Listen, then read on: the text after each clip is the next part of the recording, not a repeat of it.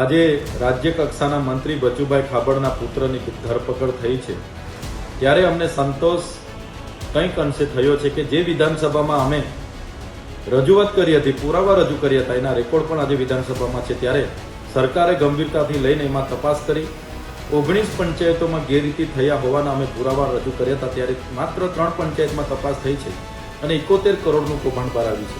બીજી હાલમાં પણ 16 જેટલી પંચાયતો બાકી છે, એની પણ તપાસ થાય ત્યારે મને લાગે છે કે અમારો જે દાવો હતો 250 કરોડનું કૌભાંડનો એ બહાર આવે એવો છે.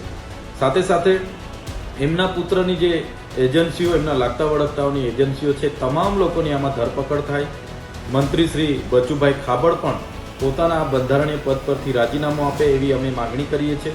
સાથે સાથે બચુભાઈ ખાબડ નર્મદા જિલ્લાના પ્રભારી હતા ત્યારે પોતે પોતાની લાગતા વળગતાની એજન્સી જલારામ એન્ટરપ્રાઇઝ અહીંયા લાવીને એમણે 3 વર્ષમાં 400 કરોડના પેમેન્ટ એમણે લીધા છે.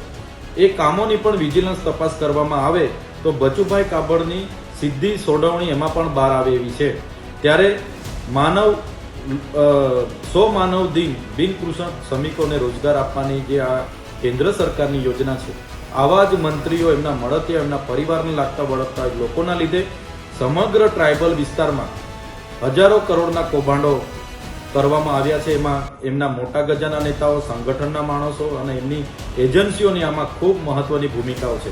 ત્યારે હું પૂરા જવાબદારીપૂર્વક સરકારને ગંભીરતાપૂર્વક ધ્યાન દોરવા માંગુ છું કે આવા મંત્રીઓને દૂર કરવામાં આવે અને તમામ જિલ્લાઓની છેલ્લા 5 વર્ષની કામગીરીની જો તપાસ કરવામાં આવશે તો આવા હજારો કરોડના કૌભાંડ આ વિસ્તારોમાંથી બહાર આવે એની પણ તપાસ કરવામાં આવે અને બચુભાઈ ખાબડનું રાજીનામું લેવામાં આવે એવી અમે માંગ કરીએ છીએ. જો આમ કરવામાં નહીં આવશે તો આવનારા દિવસોમાં નિયામક કચેરી દાહોદ ખાતે અમારે રચનાત્મક કાર્યક્રમો આપવા પડશે અને ઉગ્ર આંદોલન તરફ જવું પડશે અને લોકોને સરકાર સામે જાગૃત કરવા પડશે, જેની સરકાર ગંભીરતાથી નોંધ લે એવી આપના માધ્યમથી હું જણાવવા માંગુ છું.